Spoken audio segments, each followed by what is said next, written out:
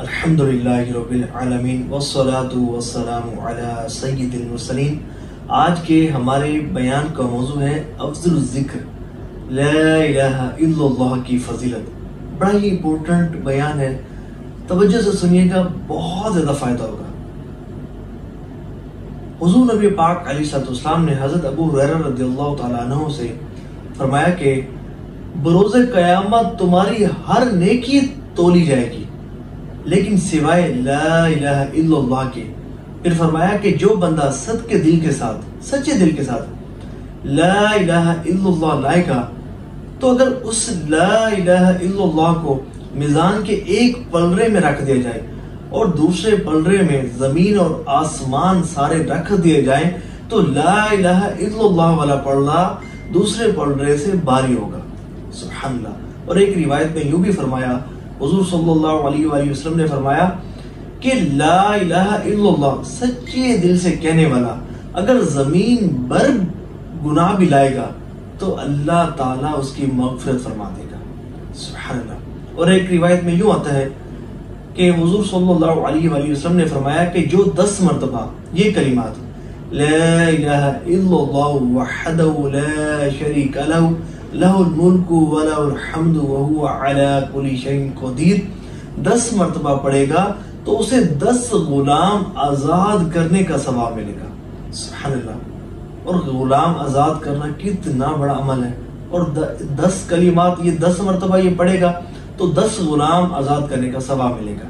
اور ایک روایت میں یوں آتا ہے کہ جو یہ کلمات لا الہ الا اللہ وحدہ لا شریک لہ لہ الملک ولہ الحمد یحیی ویمیت وہو علی کل شیء قدیر، حضور نے فرمایا کہ جو شخص یہ کلمات 200 مرتبہ پڑھے گا تو اس کے مقام کو نہ کوئی پہلے والا پا سکے ہے اور نہ ہی کوئی بعد والا پا سکے گا، لیکن جو کہ اس سے زیادہ عمل کرے۔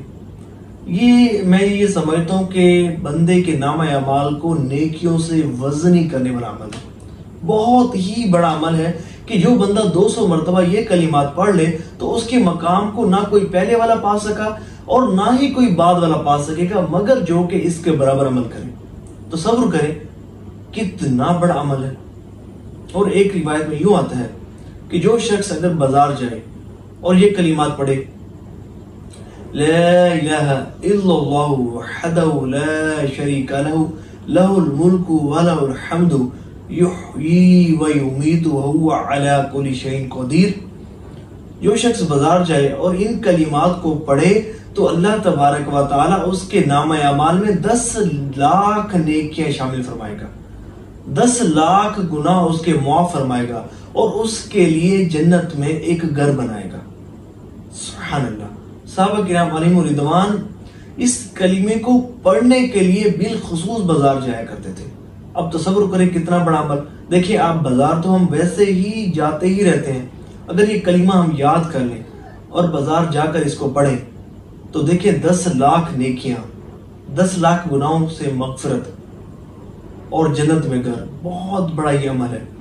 اسی طرح ایک روایت میں یہ آتا ہے کہ جو شخص جاگ کر یہ کلمات پڑھے لا الہ الا اللہ وحدہ لا شریک لہ لہ الملک ولہ الحمد یحیی ویمیت وہو علی کل شیء قدیر سبحان اللہ والحمد للہ ولا الہ الا اللہ واللہ اکبر ولا حول ولا قوة الا باللہ العلی العظیم۔ حضور صلی اللہ علیہ وآلہ وسلم نے ارشاد فرمایا کہ جو شخص جاگ کر ان کلمات کو پڑھے تو اللہ تبارک و تعالی اس کی مغفرت فرما دے گا۔ سبحان اللہ۔